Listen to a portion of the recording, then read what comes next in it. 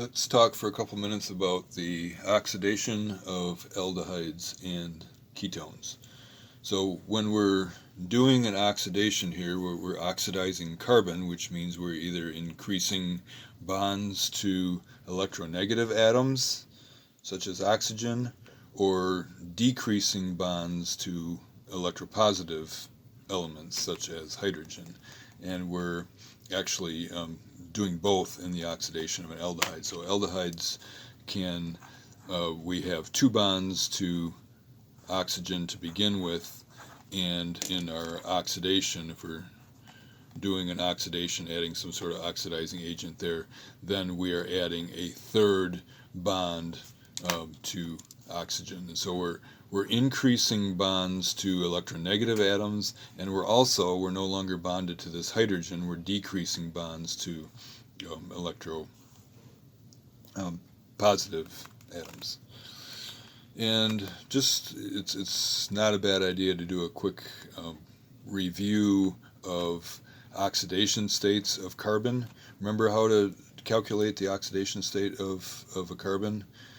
+1 for every bond to oxygen, -1 to every bond to hydrogen. And again, it's oxygen or electronegative atoms, so in this case it's just oxygen, but +1 for every bond to oxygen, nitrogen, halogens, etc., and -1 for every bond to hydrogen. So we have two bonds to oxygen, +1, +2, and then one bond to hydrogen, -1. And so +2 -1, the oxidation state of this carbon in aldehyde is +1. Then we go over here to the carboxylic acid, and there's no bonds to hydrogen, but there's 3 bonds to oxygen. And so we're going from the +1 oxidation state to the +3 oxidation state. And this will be really important when we're talking about conversion between various functional groups, acids, amides, anhydrides, and aldehydes and ketones, because if you recognize that this is an oxidation reaction, then you know you have to add an oxidizing agent. And so you might, otherwise look at this and say, oh, well, maybe I could add water to put the OH there.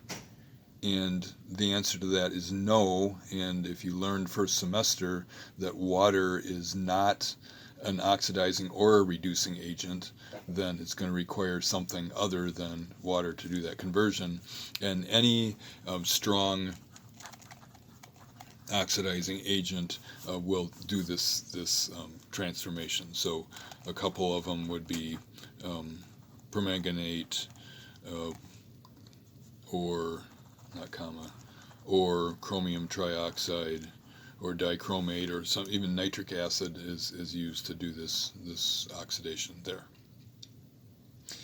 Okay, so then let's look at ketones, and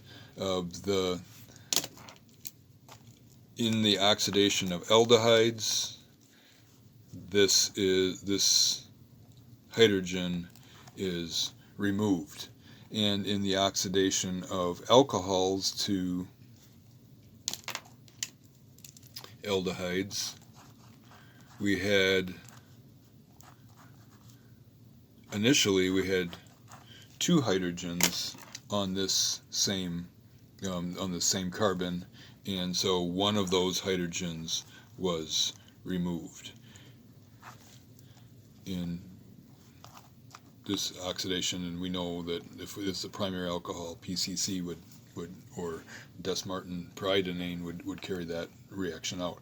But so what you're seeing here is that in order for the organic functional group to get oxidized, it has to have a hydrogen on that can be removed. So this hydrogen is removed, this hydrogen is removed. Then we go over here and look at this carbonyl on a ketone, and there are no hydrogens on that carbon to be removed. And so if we add an oxidizing agent, even a strong oxidizing agent to a ketone, we get no reaction at all.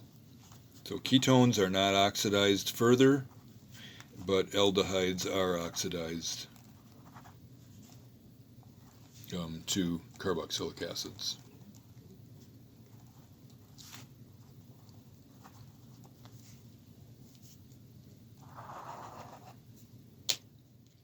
And that's it for aldehydes and ketones and their oxidation reactions.